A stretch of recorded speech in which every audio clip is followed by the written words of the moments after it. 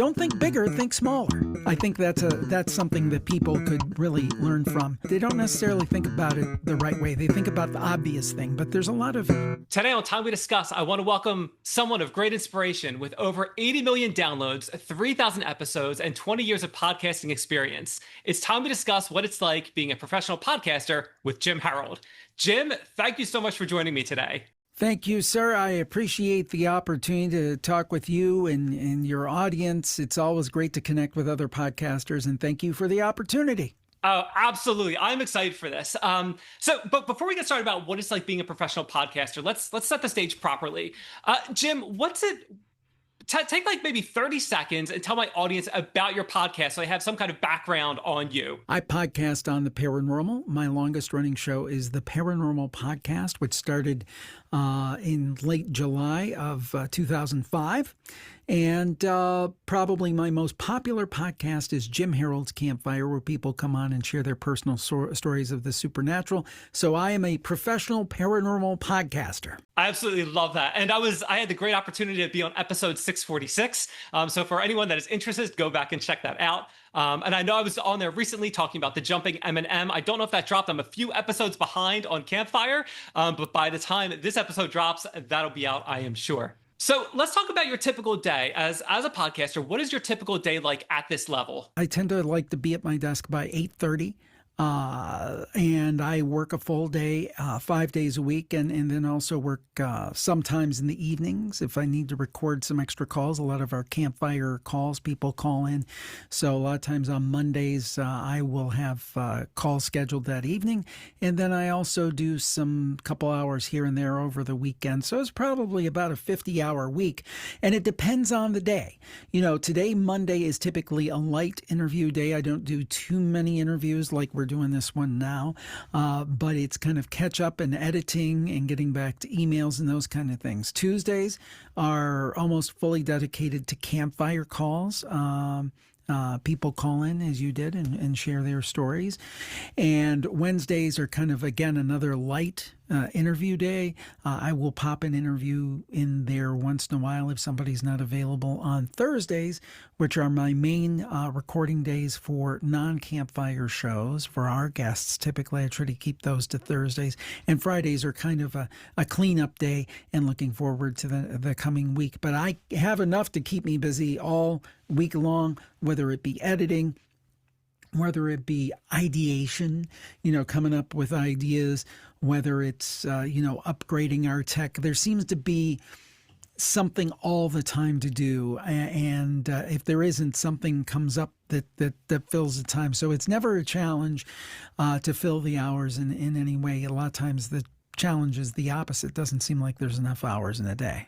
And the thing is that people say, oh, you work for yourself, you could just, take off and things. And certainly if there's family stuff or there's something, I will rearrange my schedule and make up the hours later. But I am extremely, extremely serious about this. This is a job. This is not a hobby. Now, I love doing it. It started off as a hobby, but it is a job. And I figure, if I don't work hard for myself, soon I'll be finding myself trying to find a job so I can work hard for somebody else. So I'm very serious about it. So let's hang on that. Let's jump back 20 years ago. You got started doing podcasting was very, very new. I mean, it was cutting edge at that point in time. But why podcasting and why the paranormal? Well, I've been a frustrated broadcaster to begin with because I'd gone to school for broadcasting, primarily television, and with a little bit of radio, but mainly television. And through a series of events, I fell into my first broadcasting job, which was as a sales assistant.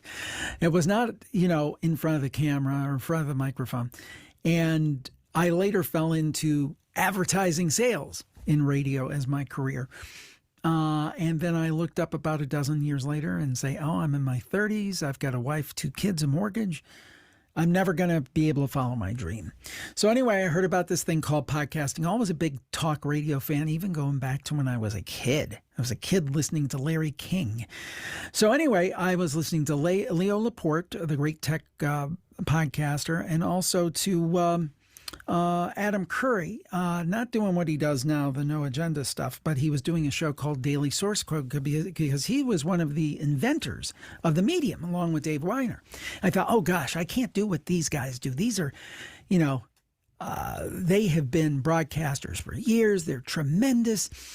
But then I heard some of the homemade podcasts, and I said, well, I can do that. And I said, well, what am I going to do it on? I'm interested in politics, but I don't want to fight with people. Everybody has a right to their belief. I don't want to get into that arena.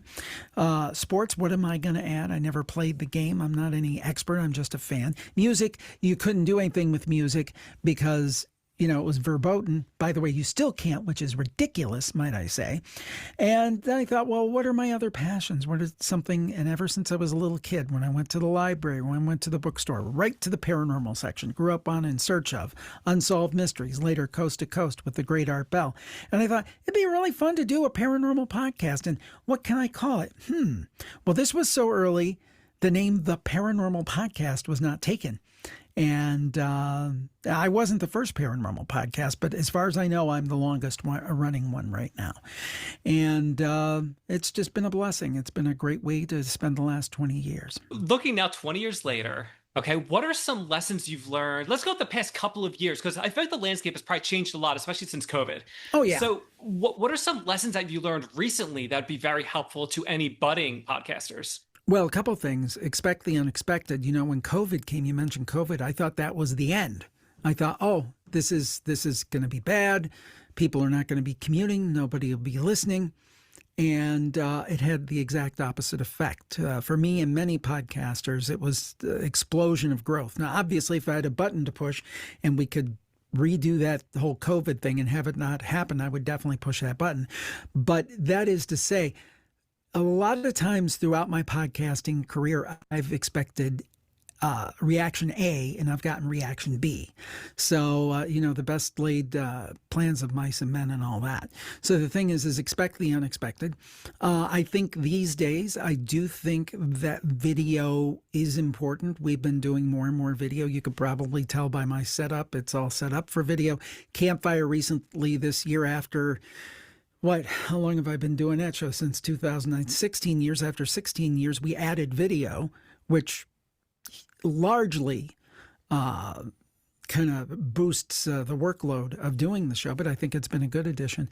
So I think that with podcasters, for new podcasters, my recommendation is get your audio version nailed down first. Doing audio by itself and doing it well is tough.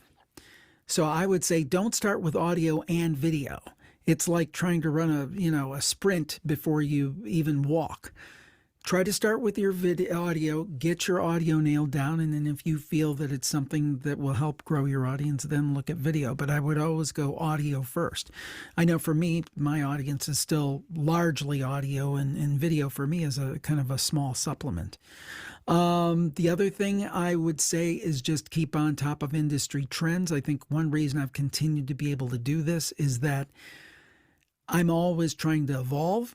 I'm trying to learn what the newest things are. That doesn't mean you chase every trend, but that means you know what's going on the business side of it. And I think for podcasters, I think people say, oh, I have this passion and I'm going to do this passion and it's going to be successful because it's a passion. But now if you're doing it for just a hobby, that's great. No problem. I think on this show, we talk more about business. If you're doing it as a business, you have to treat it as a business. So you got to play that delicate balancing act. Don't lose your passion. Still have a passion for the subject, which I still do, I feel. I still feel I have it 20 years going in. But also realize that if you're making it a business, treat it like a business. Learn about things like cash flow. Learn about different revenue streams. Don't think you're just going to put ads on your show and that's going to allow you to be able to quit your day job, because chances are starting out that is not going to be the case. Don't always go after the biggest market or the biggest audience. I've heard people say if you're podcasting to everybody, you're podcasting to nobody. I think you pick a niche that you're expert in or passionate about, and it could super serve. My favorite example that I use, and I don't even know if this exists, I'm sure it does, but if you were a pop cap, a soda cap collector, That would be a great podcast, because I'm sure there's a community of soda cap collectors that is very vibrant. And if you could become the soda cap podcast out there, the pop cap, we call pop here in Ohio, best podcast. I mean, think about it. There's probably companies that sell like display cases for your soda caps. There's people who are passionate about it, who want community. There are probably people who would pay for more content. How do you restore your soda caps without reducing their value? I mean, the thing is, and I had a lot of detours in my career, mainly radio, but I worked in business-to-business media. And what that taught me, well, I didn't realize when I got into business-to-business media, and this is when magazines were still around the turn of the century, when magazines were still pretty viable. You know, people who ran golf courses, they had a special magazine for them. They had a special magazine for people who laid asphalt. They had a special magazine for physicians, the business side of it. The thing is that everybody thinks, oh, I've got to be the next Joe Rogan, or I've got to be the next whatever. I mean, if you're a barber, start a barber podcast. If you're a pet groomer, start a pet groomer podcast and be the best pet groomer podcast out there. And there are people who, for that, they sell razors, they sell, different equipment to groom. So don't think bigger, think smaller. I think that's something that people could really learn from. They don't necessarily think about it the right way. They think about the obvious thing, but there's a lot of non-obvious uses for podcasting. Jim, you said so many great things just now. I was writing different things down, and I'm trying to think, which one of these I want to explore first. It's interesting you talk about, chasing the trend. And it's important, like you said, you identify the trends to be aware of them, and the ones that are really the ones that really look like they're going to take off, embrace those. So video, for instance, adapting that aspect into your podcast and applying video as well. You also talked about the business side of things. You want to treat it like a business, and ads and building a community. So many great things. So let's hang back. Let's go back to, I think it was 2012, I think, when you actually made the switch over to being a professional podcaster.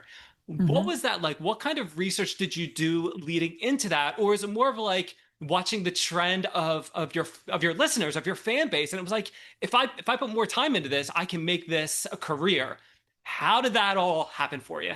Kind of a key inflection point was in 2011 when I started my Plus Club, and that was a way that I was going to produce extra shows and so forth, and for a pretty reasonable fee, you could get access to those shows. And that was a pretty unusual thing at that time. There were the person I was following who was doing it was Cliff Ravenscraft, the podcast answer man, he's kind of diversified over the years. I don't know how much he's involved in podcasting, but he was one of the early podcasting thought leaders, and he had a Plus Club. And I said, well, people really seem to be reacting to these shows.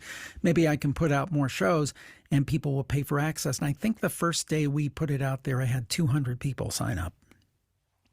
And that day I said, there is something here. This is serious. This is no longer a hobby. This could be a career. Now, you'll note that I just didn't quit my job the next day. That was probably February of 2011, and I didn't go full-time until June of 2012. So I workshopped it, and I looked at the money that was coming in, and I said, I think we can meet my basic payroll needs. We can pay for health insurance. Not much more than that, but we can do that, and let's go in. So it was very methodical. It was not half-cocked, so to speak. And you've got to be, especially when you've got a family to support, it's very tough to just go into something. So I say, whatever is a podcasting, whatever, work that side hustle, build that side hustle up, and then make the switch. Don't just say, well, I'm going to be a pro podcast, unless you've got hundreds of thousands or millions of dollars in the bank, by all means. But if you rely on your job for a living for you and your family, do that side gig, do that side hustle, build it up, and then at the appropriate time, you make the switch. And I was lucky. My spouse, my wife, Dar, was very supportive. A lot of people wouldn't be. I'm going to give up my health benefits. I'm going to give up my 9 to 5 to talk about Bigfoot. but she was, and I'm so thankful that she was. So you talk about community as well, and different things I've read, different people I've spoken with, different podcasts I listen to. They talk about how important community is right now. Talk to me about that and how that affects your show, how you embrace and cultivate your community, and how that's helped your show out. Well, first of all, I mean, I have a genuine affection for my listeners. I'm very appreciative. And I feel like I'm a fellow traveler, right? Because I don't have the answers to these questions. I don't claim to have the answers to these questions. I'm just another guy who wants to get the answers. And we kind of together explore this. So I feel a real kinship. And I got to say, 99.9% of people are great.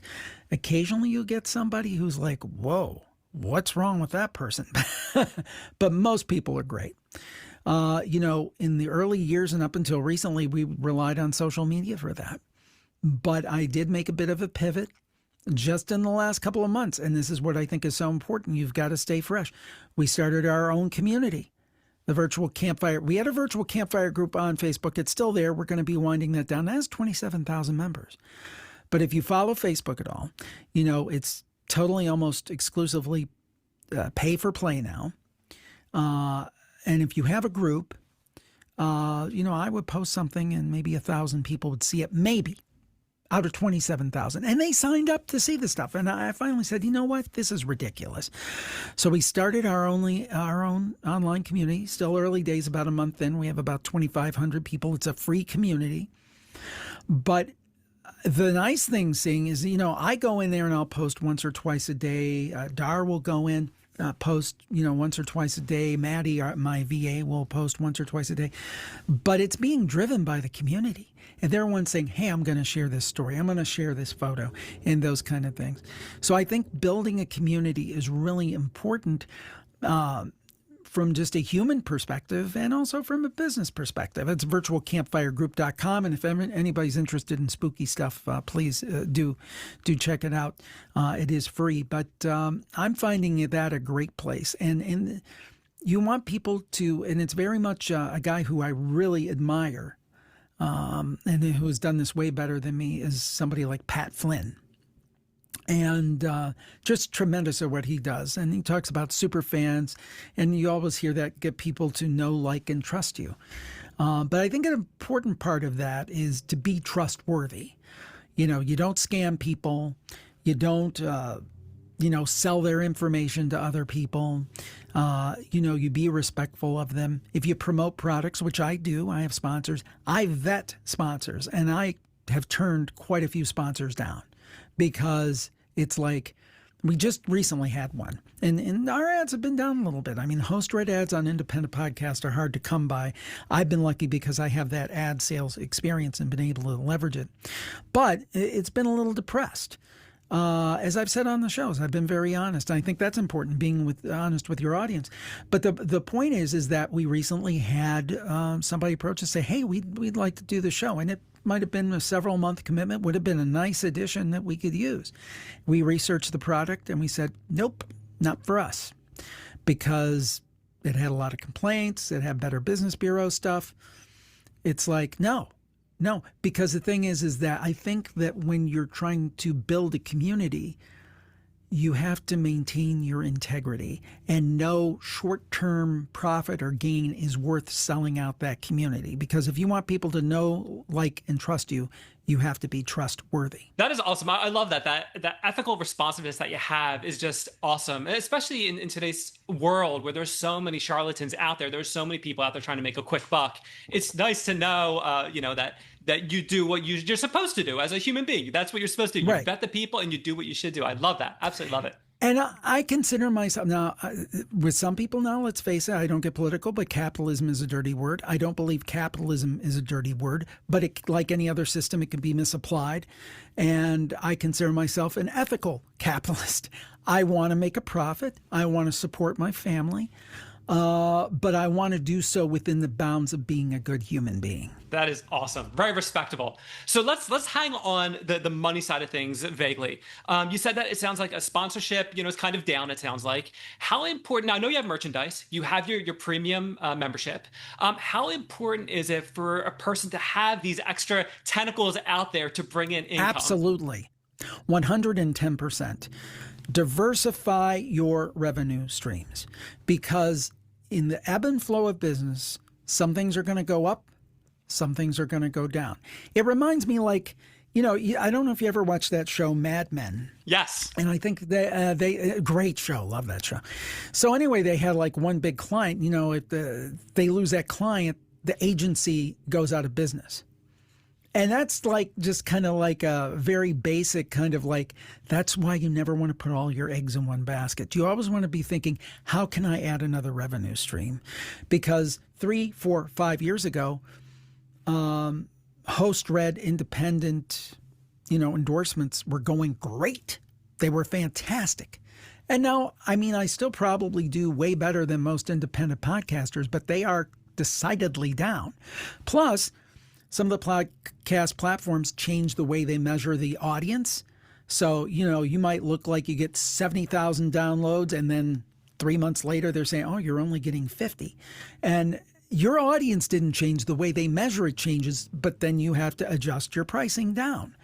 So the thing is, the lesson in that is we have books, we have merch, we have the Plus Club, we have host-read ads, we have programmatic ads. And I have some more ideas. And the thing is the idea is to super serve your audience in multiple ways and give them multiple things that they want to buy.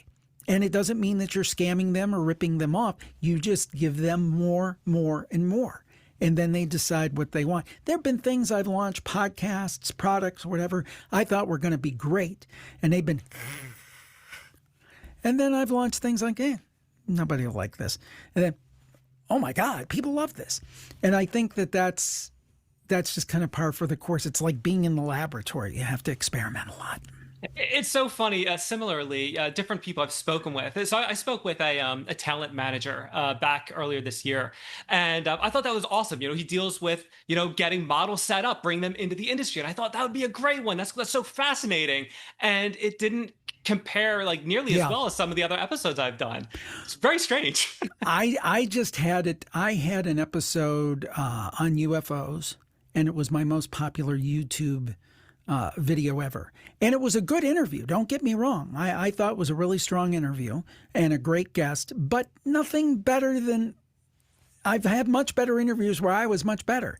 Now, I think it might have been kind of a quirky thumbnail that I did, but it was a multiple of any YouTube video I've ever done. Now, the following week, I had an interview with a tremendous guest.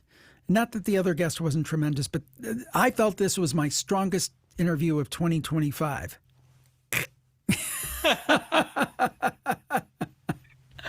You don't know. So I have to ask, so I'm going to go detour for a second, then I want to come back to, I want to talk more about low barrier to entry on streams of income. But I want to ask you, what was your favorite story that you've heard, just in a nutshell? Like, if you can pick one, just one, Jim. What was your favorite story that you've heard over the 20 years? For Campfire, I would say it's one called The Roadhouse Saloon. It's a long great story. One. Yeah.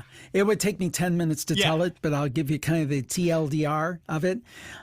Basically, it was a woman who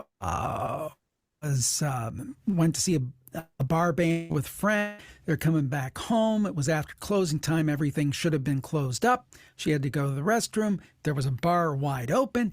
She went there. A lot of strangeness ensued while they were at the bar, but it was wide open. They were there a while. Basically, they saw themselves come into a mural, like materializing mural. They left. The minute they walked out the door, the whole bar went like it was never open. The cars that were outside were not outside, and she left. And it was like, did she find another dimension? And that one's on the YouTube channel. We have a special video dedicated to that. I think it did she enter another dimension? And the thing is I got to meet the person in 2019. I went to her home. We did a video of it. I totally believe her, and it speaks to the strange nature of reality. And I think sometimes there are other dimensions and things that we can see. There's a report out there that people in Liverpool, this one certain street, it'll like turn into the 1960s, right? and they'll be able to interact with people and objects and things, and then they'll walk out of a shop or something and it's back to 2025. So I think there's some real weirdness in our universe, and I don't think we see it all the time, but I think we interact with it sometimes when there's a glitch in the matrix, so to speak. I love that. I've heard that story several times. Usually, the end of the year when you do your a summary or the best of or something like that. And I know you featured that story several times. Every time that one comes on, it's like So going back, we talked about ads. We talked about merchandise. What if someone wants to get started diversifying? Which do you think has the lowest barrier to entry? That would be the easiest for someone to start. Well, the easiest is probably programmatic ads. But that's tough. I mean, because usually the CPM cost per thousand are pretty low. And you have to, if you have a small podcast, and let's say that the CPM is $10 cost per thousand, and you get 2,000 downloads, then congratulations, you just made $20. So you have to have a pretty good sized audience to do that. Now, that's where my strategy I was telling you before, I think, comes into play. If you're super niche, if you're going for a broad audience, let's say you just want to do, hey, I'm going to do interviews with whatever interests me, whoever interests me. That's going to be hard to get an audience for because a lot of people are doing that. And people who are famous and on TV are doing that. Now, if you say, I am a specialist in microphone manufacturer. I see on my set here, there's a microphone in front of me and behind me, a couple behind me. And I want to start a podcast on microphone manufacturing or the aspects of microphones. Well, then, wait a minute. It's a much smaller audience, but it's much easier to access people within that vertical and maybe get them to sponsor a show. And not on a pennies per listener thing, but they might, if you hit the right 2,000 people in the microphone market, it could be very lucrative. Or I used to work on a ophthalmology magazine. If you do now this kind of stuff, when you get into medical, you got to be a little careful. But if you did something geared towards the business aspects of ophthalmologists, for example, has a very lucrative thing because one of those lasers that they could get could be $100,000. So think if you're targeting a broad audience, you need mass. If you're targeting a niche audience, you don't need mass, you just need the right people. So I think if you're looking at it as a business proposition, that's the way to go. I think I kind of sidetracked your question totally, but no, that was good. That was perfect information. Jim, I feel like I could talk. We've just scratched the surface on this. I feel like I could talk to you for another hour easily about being a podcaster. But unfortunately, I am running short on time. But one thing I like to do whenever I'm speaking with someone, I like to give them the opportunity to talk about a project they're working on, a cause they believe in, their business, podcast. I like to leave the floor open. So it's all yours. Well, I firmly believe that when you're talking to people who aren't familiar with your podcasts, that you always should lead with your free podcasts. And probably my most popular one is Jim Harold's Campfire. So if you happen to be watching this show and you're a fan of spooky things, maybe not necessarily a true believer, maybe a little bit skeptical, but you love to hear people talk about their real experiences, I recommend Jim Harold's Campfire. The Paranormal Podcast is our free show where we interview authors and experts on everything from ghosts to cryptids to UFOs. Doesn't mean I necessarily agree with each and every theory, but we hear them out and we let you decide. And then and both those podcasts can be found on all the major podcast platforms and YouTube, of course. And then the virtual campfire group, if you have a story that you want to share in written form, talk to people about these topics, virtualcampfiregroup.com. That's absolutely free. The Paranormal Report is one that I do with my wife weekly. That's only been around for a little less than a year. And we go back and forth on paranormal news. And that's a lot of fun. And you get the dynamic between her and myself. And I think that adds a new dimension. I think she's the star of the show. So that's another one to check out, the Paranormal Report, in the same places. Again, thank you for this opportunity. It's great to talk to you. And I love talking about the business side of it. It's probably obvious, but most people don't ask about that stuff. They ask about what microphone do you use, which is important. But I think sometimes the business side gets lost. So it's good to talk about that kind of stuff. Absolutely. I'm so glad that you're able to share it with us. And all those podcasts you mentioned, I can say that I've listened to them. They're amazing like that for many, many years. But I will get all of those links from you. I'll put them in the show notes. They'll be on the website. They'll be all over the place. So when people are trying to find you, they can easily find you. Jim, it's been absolutely awesome having you on Time We Discuss, and we learned what it's like to be a professional podcaster. Thank you for your time today, and everybody stay spooky.